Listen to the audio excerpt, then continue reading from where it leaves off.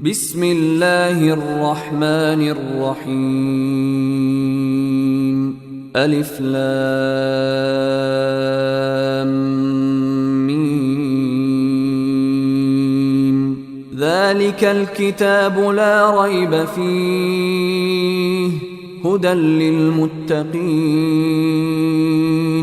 الذين يؤمنون بالغيب ويقيمون الصلاة ومما رزقناهم ينفقون والذين يؤمنون بما أنزل إليك وما أنزل من قبلك وبالآخرة هم. السلام عليكم ورحمة الله وبركاته. إن الحمد لله نحمده ونستعينه ونستغفره ونعوذ بالله من شرور أنفسنا ومن سيئات أعمالنا من يهدي الله فلا مضل له ومن يضلل فلا هادي له أشهد أن لا إله إلا الله وحده لا شريك له وأشهد أن محمدا عبده ورسوله أما بعد فقد قال الله تعالى في القرآن الكريم يا أيها الناس اتقوا ربكم الذي خلقكم من نفس واحدة وخلق منها زوجها وبث منهما رجالا كثيرا ونساء واتقوا الله الذي تساءلون به والأرحام إن الله كان عليكم رقيبا يا أيها الذين آمنوا اتقوا الله حق تقاته ولا تموتن إلا وأنتم مسلمون. எல்லாம் வல்ல அல்லாஹுக்கே எல்லா புகழும் உரித்தாகட்டும். அகிலத்துக்கு அருக்கொடையாக வந்த என் பெருமானார் ஸல்லல்லாஹு அலைஹி வஸல்லம் அவர்கள் மீதும் அவர்களை அப்படியே பின்பற்றி வாழ்ந்த உத்தம சத்திய சஹாபாக்கள் சஹாபிய பெண்கள் மீதும் நம் அனைவர்கள் மீதும் அல்லாஹ்வுடைய சாந்தியும் சமாதானமும் என்றென்றும் நின்று நிலட்டுமாக. அன்புக்குரிய சகோதர சகோதரிகளே, அல்லாஹ்வுடைய மார்க்கத்தை தூய்மையான முறையில் அறிந்து கொள்வதற்காக வேண்டி இந்த இடத்தில் நாம் அமர்ந்திருக்கின்றோம்.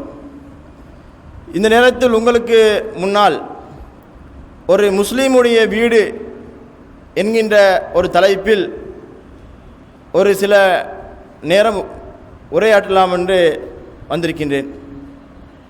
இன்றைக்கு உலகத்திலே வாழக்கூடிய ஒவ்வொரு முஸ்லீம்களை நாம் எடுத்து பார்க்கின்ற பொழுது தங்களைத்தானே அவர்கள் முஸ்லீம் என்று மக்களுக்கு முன்னால் அடையாளம் காட்டினாலும் அவருடைய பெயர்களை ஒரு இஸ்லாமிய பெயர்களாக சூட்டிக்கொண்டாலும் ஆனால் அவருடைய செயல்பாடுகள் முஸ்லீமுக்கும் முஸ்லீமான ஒரு அடியானுடைய செயல்பாடாக இருக்காது.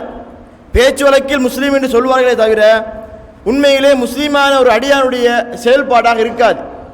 ஆனால் முஸ்லீமுடைய செயல்பாடு என்று சொன்னால் அல்லாஹ்வும் அல்லாஹ்வுடைய தூதரும் எப்படி இந்த உலகத்திலே வாழ சொன்னார்களோ அப்படி வாழ்வதுதான் ஒரு முஸ்லீமுடைய கடமை. அப்படிப்பட்ட ஒரு முஸ்லீம் இன்றைக்கு தங்களுடைய வீடுகளிலேயே வாழ்கின்ற நேரத்தில் தங்களுடைய வீட்டை எவ்வாறு அமைத்துக் கொள்ள வேண்டும் என்கின்ற விஷயத்தை அதிகமான முஸ்லீம்கள் அறிந்து கொள்ளாமல் விளங்காமல் இருக்கின்றார்கள்.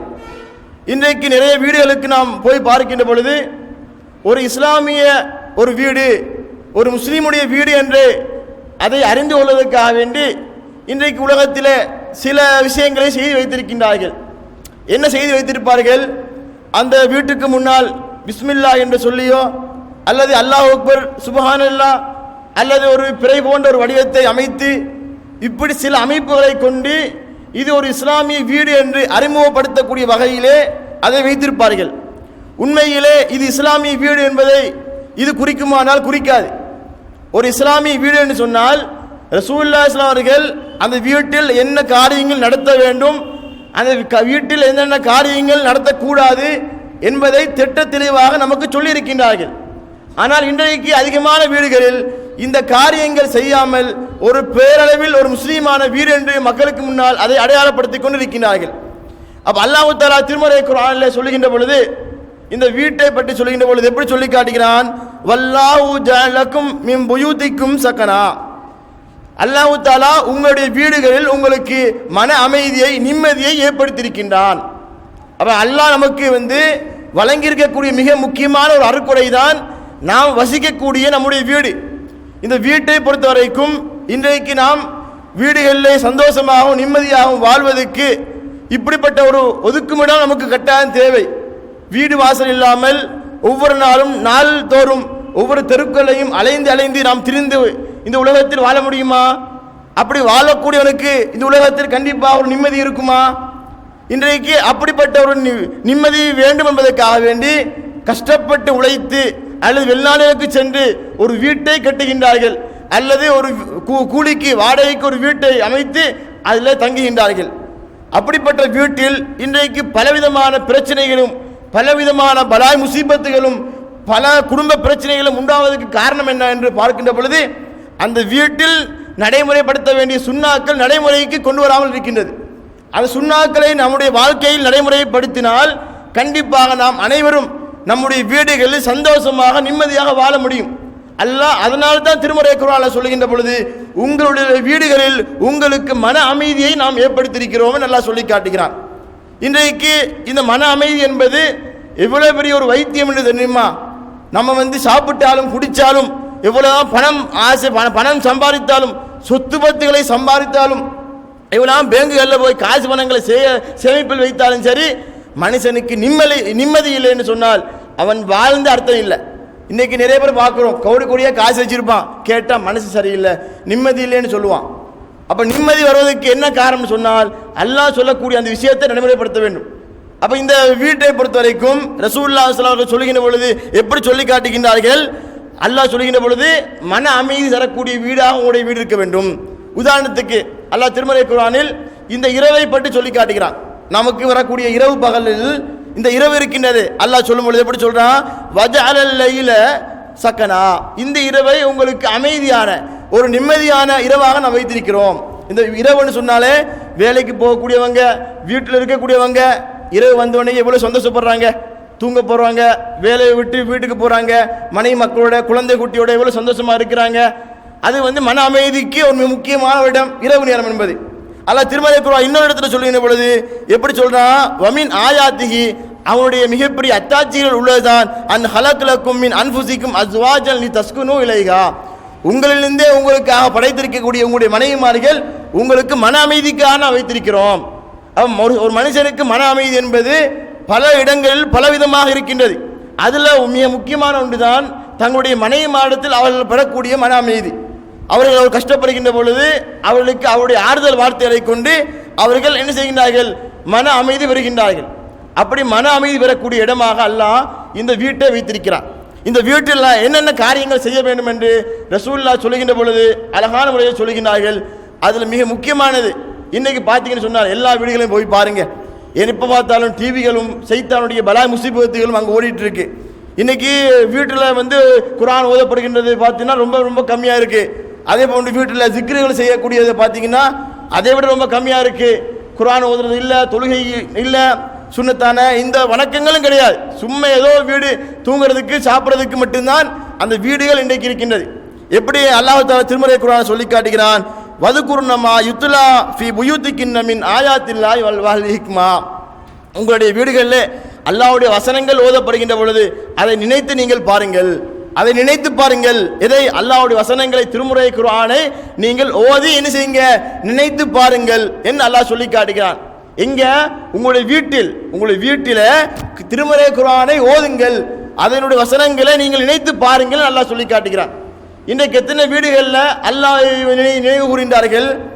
அல்லாஹ்வை நினைவு கூறாதவனுடைய வீட்டுக்கும் நினைவு கூறக்கூடிய வீட்டுக்கும் ரசூலுல்லாஹ் அழகான ஒரு உதாரணத்தை சொல்லுகின்றார்கள்.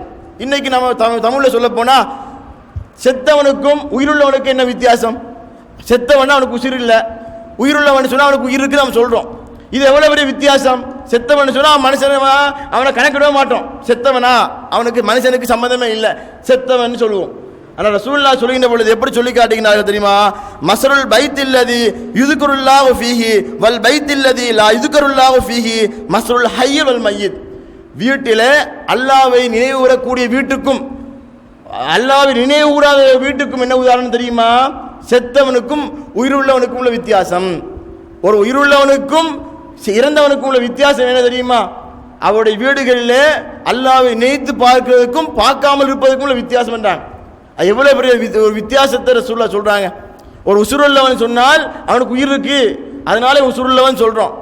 அப்போ உயிருள்ள ஒரு வீடாக அமைய வேண்டும் என்று சொன்னால் அங்கே அல்லாஹ்வுடைய ஜிக்ர்கள், அல்லாஹ்வுடைய வசனங்கள் அங்கே நினைவூட்டப்பட வேண்டும். அங்கே அல்லாஹ்வுடைய வசனங்கள் நினைவூட்டப்படவில்லையா அது வீடே இல்லை. அப்ப வீடு இல்லாவிட்டால் என்னது? அது ரசூலுல்லாஹ் தெளிவாக சொல்லி காட்டுகிறார்கள். எப்படி? லா தஜ்அலு புயூத்தக்கும் மகாபிர், உங்களுடைய வீடுகளை கபுருஸ்தான் போல் நீங்கள் ஆக்கிக் கொள்ள வேண்டாம். உங்களுடைய வீடுகளை கபுருஸ்தானாக ஆக்க வேண்டாம்.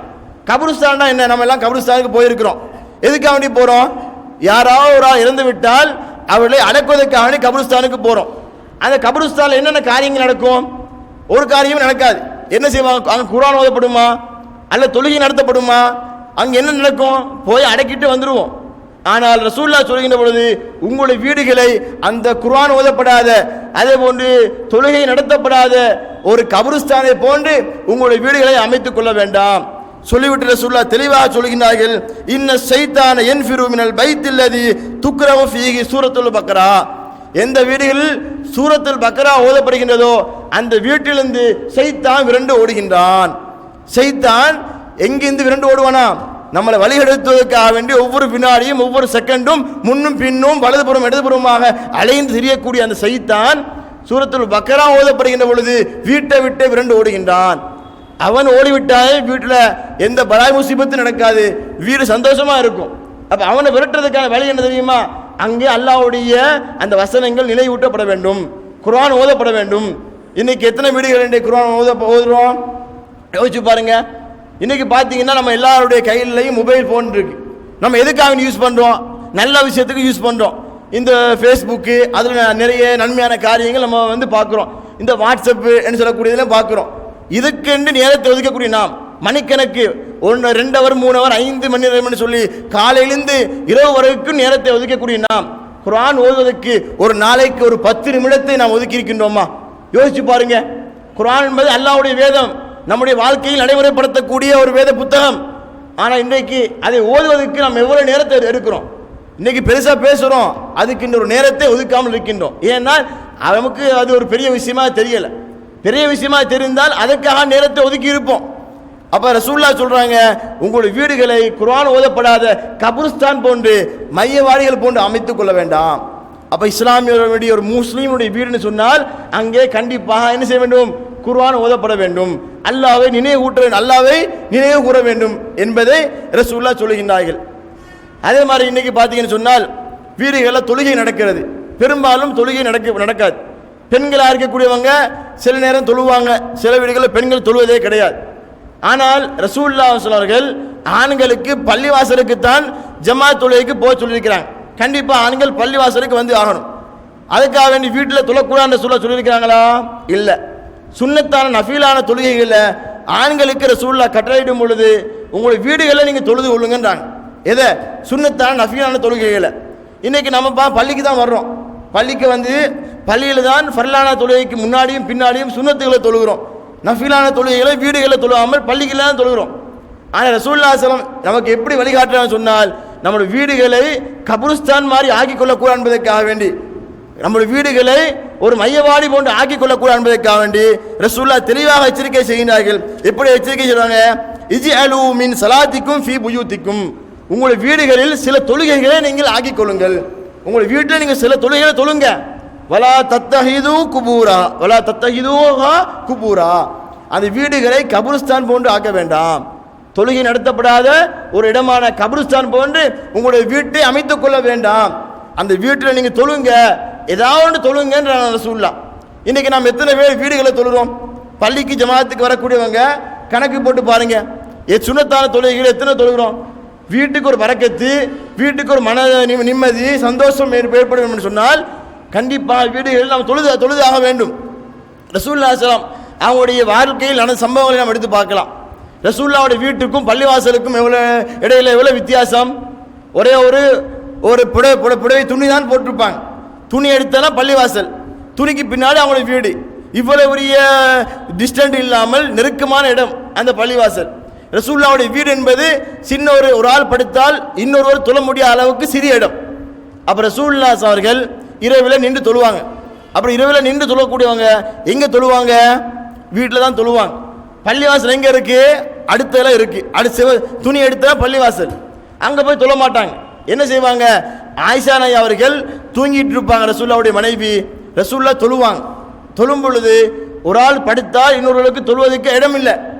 அப்போ ரசூலுல்லா சுஜூத்துக்கு வரும் பொழுது ஆயிஷா நாயுடைய காலில் குத்துவார்கள். அப்போ குத்தும் பொழுது காலை ஆயிஷா நாய் மடக்கி கொள்வாங்க, ரசூலுல்லா சுஜூத்துக்கு போவாங்க. இப்படி ஒவ்வொரு நேரம் நடக்கும். அப்போ ஆயிஷா நாயிட்ட கேட்குறாங்க, ஆயிஷாவே ஏன் ரசூலுல்லா காலை குத்துற வரைக்கும் நீங்கள் இருக்கிறீங்க? ரசூலுல்லா வர்றது உங்களுக்கு தெரியுது தானே, நீங்கள் காலை எடுத்து மடக்கி கொள்ள வேண்டியது தானே?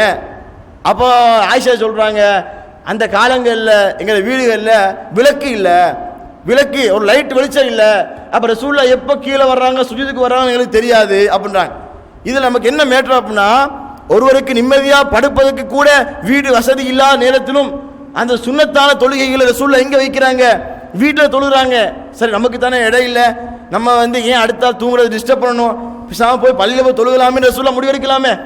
அப்படி நெருக்கடியான இக்கட்டான சூழ்நிலையில் கூட வீட்டில் தான் தொழுதார்கள். அப்படின்னா வீட்டில் தொழுவது எவ்வளவு ஒரு சுன்னத்தான ஒரு காரியம் என்பதை நம்ம விளங்கிக் கொள்ள முடியும். அதை ரசூலுல்லா நம்ம தவறாக விளங்கிக் கொள்ளக்கூடாது என்பதற்காக வேண்டி இன்னொரு இடத்துல ரசூலுல்லா சொல்றாங்க. எப்படி சொல்றாங்க? சல்லு யா அய்யுஹன்னாஸ், மக்களே, ஃபி புயூத்திக்கும், உங்களுடைய வீடுகளில் நீங்கள் தொழுது கொள்ளுங்கள். அப்படி சொன்னால் நமக்கெல்லாம் ஒரு சந்தோஷம். ஆகா, பள்ளிக்கு போக தேவையில்லை, ரசூலுல்லாவே வீட்டில் தொழ சொல்லிட்டாங்க, நாம் பள்ளியில் பாங்க சொன்னாலும் வீட்டில் போய் தொழ வேண்டியதான்.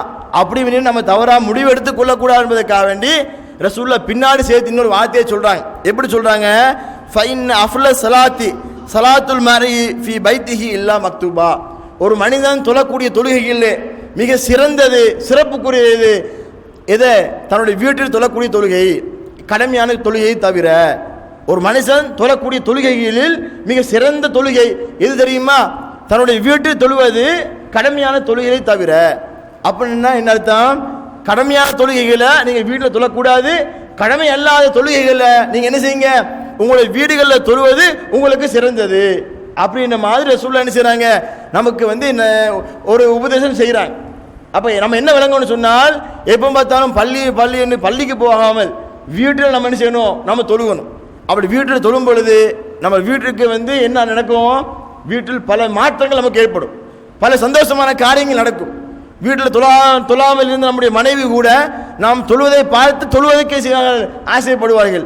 தொழாமல் படுத்திருந்த நம்முடைய பிள்ளைகள் கூட அடே வாப்ப தொழுதாரு, நம்மளும் போய் தொழுவோமேன்னு ஒழுவு செய்யாமல் சும்மா ஒரு ஆக்ஷன் கொடுப்பாங்க.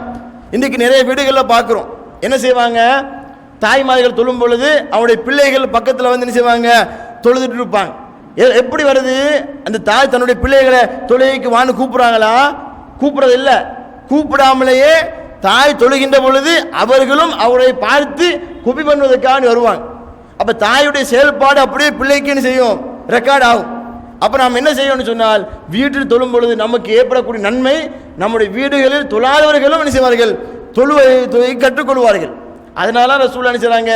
நீங்கள் வீட்டுகளை கபருஸ்தான் போன்று தொழுகை நடக்காத இடமாய் போன்று நீங்கள் ஆகிக் கொள்ளாதீங்க. சுன்னத்தான தொழுகைகள் என்ன செய்யுங்க? எப்படியாவது வீட்டில் தொழுங்கன்றாங்க ரசூலுல்லாஹ். அப்போ என்ன செய்யணும்? நஃபிலான சுன்னத்தான தொழுகையெல்லாம் கண்டிப்பாக என்ன செய்யணும்? வீடுகளில் தொழுது ஆகணும். ரெண்டாவது என்ன? வீடுகளில் நம்ம அல்லாஹ்வை நினைவு கூற வேண்டும். எப்படி நினைவு கூற வேண்டும்? சும்மா ஒரு நாளைக்கு ஒரு தடவை நினைவு கூர்ந்தால் போதாது. நடக்கக்கூடிய சம்பவங்கள் ஒவ்வொரு நேரத்திலையும் அல்லாஹ்வுடைய ஞாபகத்தை நமக்கு இருக்க வேண்டும். இன்றைக்கி நம்ம வீடுகளுக்கு போகிறோம், எல்லாரும் காலையில் இரவு நேரம் வரைக்கும் வீட்டுக்கு பல முறை வீட்டுக்கு போகிறோம் வர்றோம். நம்ம எத்தனை பேர் வீட்டுக்குள்ளே போகும்பொழுது பிஸ்மில்லா என்று சொல்லி அல்லாஹ்வுடைய பேரை சொல்லிட்டு வீட்டுக்கு போகிறோம்? சும்மா போகும்பொழுது அம்மாவுடைய பேரை சொல்லிட்டு போகிறோம், பாப்பாவுடைய பேரை சொல்லிட்டு போகிறோம், பிள்ளைகளுடைய பேரை சொல்லிட்டு போகிறோம். அங்கே அல்லாஹ்வுடைய பேரை சொல்லிட்டு போகிறோமா? எத்தனை பேர் அல்லாஹ்வுடைய பேரை சொல்றதே கிடையாது, பிஸ்மில்லான வார்த்தையை சொல்றதே கிடையாது. நம்ம என்ன நினைச்சிருக்கிறோம்? பிஸ்மில்லா என்பது சாப்பிடும்போது சொல்றது, குடிக்கும்போது சொல்றது, இதுக்கு தான் பிஸ்மில்லா, மற்றபடி வேற எதுக்கும் பிஸ்மில்லா சொல்ல தேவையில்லை என்ற மாதிரி நினைச்சிருக்கிறோம். எப்படி ரசூலுல்லாஹ் சொல்றாங்க, நீங்க வீடுகளுக்கு நுழைகின்ற பொழுது பிஸ்மில்லா சொல்லி நுழையுங்கள், அல்லாஹ்வுடைய பேரை நினைவு கூறுங்கள். எந்த வீடுகளில் அல்லாஹ்வுடைய பேர் நினைவு கூறப்படவில்லையோ, அல்லாஹ்வுடைய பேரை சொல்லாமல் யார் நுழைகின்றார்களோ அங்கே சைத்தான் நுழைந்து விடுகிறான். சைத்தான் உள்ள வந்துருவானா. நீங்க பிஸ்மில்லா சொல்லி உள்ள போயிட்டு வச்சுக்கோங்க, சைத்தான் அவருடைய கூட்டாளிகளுக்கு சொல்லுவான். என்ன செய்ய சொல்லுவான்? இன்னைக்கு வந்து எங்களுக்கு தங்குறதுக்கு வீட்டில் இடம் இல்லை, இன்னைக்கு சாப்பிட்றதுக்கு வீட்டில் இடம் இல்லை, இன்னைக்கு நாங்கள் வேற ஒரு வீட்டை பார்த்துக் கொள்வோம் என்று என்ன செய்வாங்க, சைத்தான் அவருடைய கூட்டாளிகளுக்கு சொல்லுவாங்க.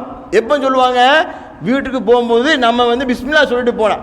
அவன் வெறுமனே நான் வந்து வீட்டுக்குள்ள போறேன்னு சொன்னா பேரை சொல்லிட்டு போகாம பிஸ்மில்லா சொல்லிட்டு போகணும். அப்ப அல்லாஹ்வுடைய பேர் நினைவு கூறும் பொழுது அங்கே அல்லாஹ்வுடைய நிம்மதி நமக்கு கிடைக்கும். அல்லாஹ் நமக்கு என்ன செய்வான், ஒரு புறத்திலிருந்து அவனுடைய சக்கீனத்து மன அமைதியை கொடுப்பான். அதே போன்று தூங்கும் பொழுது எழுந்திருக்கும் பொழுது அல்லாஹ்வை என்ன செய்ய வேண்டும், நினைவு கூற வேண்டும். நம்ம என்ன போய் படுக்கிறோம், அப்படியே போத்துட்டு படுக்கிறோம். அங்கே அல்லாஹ் பிஸ்மிக அமுத்து ஐயான்னு ஓதுறோம், நமக்கு தெரியும். குழந்தைகளுக்கு படித்து கொடுத்துருக்கிறோம், நமக்கு தெரியும். எத்தனை பேர் ஓதுறோம். இப்படி சாப்பிடும் பொழுது இப்படி அல்லாஹ்வை நினைவு கூறக்கூடிய விஷயங்கள்ல நம்ம எப்படி இருக்கிறோம், ரொம்ப ரொம்ப கம்மியான நினைவு ஊட்டக்கூடியவராக தான் இருக்கிறோம். அப்போ அல்லாஹ்வை என்ன செய்யணும், ஒவ்வொரு நேரமும் அல்லாஹ்வை நினைவு கூர்ந்து கொண்டே இருக்க வேண்டும். எந்த அளவுக்கு சொன்னால் ரசூலுல்லாஹி ஸல்லல்லாஹு அலைஹி வஸல்லம் சொல்லுகின்றார்கள், எப்படி இந்த மாலை நேரம் ஆகின்ற பொழுது ஈவினிங் நேரத்தில் சைத்தான் என்ன செய்வானாம், வெளியே வருவானாம். சைத்தான் அப்போ வெளியே வருவானாம். அதனால உங்களுடைய வீட்டினுடைய கதவுகளை நீங்கள் வந்து மூடி வைங்க. மூடும் பொழுது பிஸ்மில்லா சொல்லி மூடுங்க. வீட்டுள்ள பாத்திரங்களை மூடி வைங்க, பிஸ்மில்லா சொல்லி மூடி வைங்க அப்படின்ற மாதிரி ரசூலுல்லாஹ் சொல்றாங்க. அப்படின்னா இரவு நேரங்களில் மாலை நேரத்தில் சைத்தான் வந்து வெளியே வர்றான்னு அர்த்தம் கிடையாது. அப்படின்னா மற்ற நேரங்களில் சைத்தான் வரமாட்டான், நம்ம வந்து தப்பு செஞ்சால் கூட சைத்தானுக்கு என்ன செய்யுது, நம்ம தப்பு செய்ய மாட்டோம்ன்ற மாதிரி நினைக்காதீங்க. சைத்தான் வெளியே வருவான்னு சொன்னால் எப்போ மாலை நேரத்தில் வருவது என்பது எதை குறிக்குது, ரசூலுல்லாஹ் தெளிவாக சொல்றாங்க. ஏன்னா சைத்தான் என்பது ஒவ்வொரு வினாடியும் நம்மளை வழி எடுத்ததுக்காக இருக்கிறான். மாலை நேரத்தில் சைத்தான் வருகிறான்னு சொன்னால் அங்கே ரசூலுல்லாஹ் சொல்லக்கூடிய விஷயம் என்னது, அந்த சைத்தான் இல்லை, நம்மளை வழி எடுத்ததுக்காக இருக்கின்றானே அந்த சைத்தான் இல்லை. எது, இந்த விஷ ஜந்துகள் விஷ கிருமிகள் என்று சொல்லக்கூடிய பாம்பு பூச்சி போன்ற இதுகள் அந்த மாலை நேரத்தில் தான் அவருடைய வீட்டுக்கு போய் வரும். வீட்டுக்கு போகிறது கூடுதலுக்கு போகும். அப்படி போகும் பொழுது நம்முடைய பிள்ளைகள் யாராவது வெளியே இருந்த சொன்னால் போகிற வழியில் அப்படியே கொத்திட்டு போயிடுவாங்க, கடிச்சிட்டு போயிடும். பிள்ளைகளுக்கு அதனால ஒரு விபரீதங்கள் ஆபத்துகள் ஏற்படுவதற்காக வேண்டி பிள்ளைகளை வீட்டை விட்டு வெளியே அனுப்பாதீங்க. மாலை நேரத்தில் உங்கள் வீட்டு கதவை பூட்டுங்க, பூட்டும் போது பிஸ்மில்லா சொல்லி பூட்டுங்க. அப்போ பிஸ்மில்லா சொல்லுவது ரசூலுல்லாஹ் எல்லா காரியத்துக்கும் சொல்கிறாங்க. வீட்டை பூட்டும் பொழுது, நீங்கள் பாத்திரத்தை அடைக்கின்ற பொழுது இப்படி என்ன செய்யணும், அல்லாஹ்வை நினைவு கூறக்கூடியவர்களாக இருந்தால் தான் அந்த வீட்டுக்கு கிடைக்கக்கூடிய அந்த சந்தோஷம், மன நிம்மதி கிடைக்கும். சும்மா பெருசாக ஒரு வீட்டை கட்டி போட்டேன்னு சொன்னால் அங்கே நிம்மதி கிடைக்குமா, சந்தோஷம் கிடைக்குமா, கிடைக்காது. அதே போன்று ரசூலுல்லாஹி ஸல்லல்லாஹு அலைஹி வஸல்லம் நம்முடைய வீடு ஒரு இஸ்லாமிய வீடாக அமைய வேண்டும் சொன்னால் இன்னும் சில விஷயங்கள் ரசூலுல்லாஹ் சொல்கிறாங்க. எப்படி சொல்கிறாங்க அப்படின்னு சொன்னால், இன்றைக்கி நம்ம வீட்டுக்கு போகும் பொழுது எத்தனை பேர் சலாம் சொல்லிட்டு போகிறோம். இன்றைக்கி சலாம் சொல்வதை பொறுத்த வரைக்கும் ஒருவர் இன்னொரு பார்க்கின்ற போது சலாம் சொல்கிறோம், சந்திக்கும் போது சொல்கிறோம். வீட்டுக்குள்ளே போகும்போது சலாம் சொல்கிறோமா, சலாம் சொல்வது கிடையாது. நம்ம வீட்டுக்கே போகிறோம், சொந்த வீட்டுக்கு போகிறோம், சலாம் சொல்கிறோமா, நம்ம வீட்டுக்கு எதுக்கு நம்ம சலாம் சொல்லணும் அப்படின்ற மாதிரி போகிறோம். ஆனால் அல்லாஹ் தஆலா திருமறை குர்ஆனில் சொல்கின்ற பொழுது எப்படி சொல்கிறான், ஃபைதா தஹல்தும் புயூத்தன் ஃபஸல்லிமு அலா அன்ஃபுசிக்கும் தஹியத்தன் மின் இந்தில்லாஹி முபாரகத்தன் தய்யிபத்தன்.